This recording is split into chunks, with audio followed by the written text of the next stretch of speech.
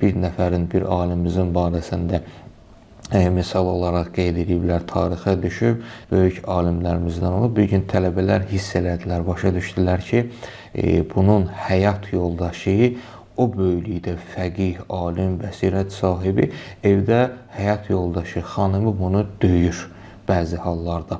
Çox narahat oldular. Çox narahat oldular və bilmirdilər ki, bu məsələni necə eləsinlər ki, o boyda alim hörmətsizlik olmasın, o alim bunların gözündə möhtərəm, cəmiyyətin gözündə möhtərəm bir insandır, hörmətdən düşməsin. Çox düşündülər, daşındılar və belə qərara gəldilər ki, öz həyat yoldaşlarını göndərsinlər o alimin evinə. Bunların həyat yoldaşları ona biraz nəsihət eləsin, başa salsın ki, yəni sənin həyat yoldaşın tək sənin həyat yoldaşın deyil, cəmiyyətin alimidir, nüfuzlu bir şəxsdir, bu işi görməkdən çəkindirsinlər onu.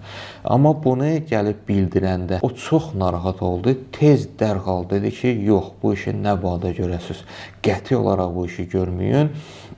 Dedilər, axı, ağa, nəyə görə eləməyək? Dedi, çünki o mənim imtihanımdır. Mən də bilirəm bunu ki, yaxşı bir şey deyil, amma o mənim imtihanımdır. Bilirsiniz nə imtihandır?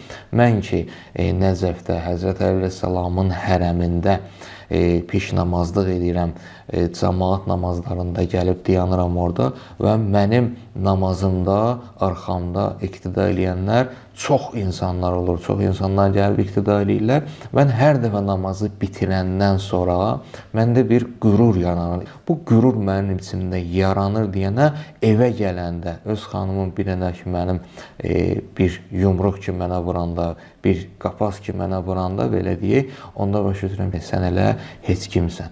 Onun deyir, yumruğu, onun məni döyməsi mənim üçün əslində bir dənə tərbiyədir. Ona görə o mənim üçün böyük bir nemətdir.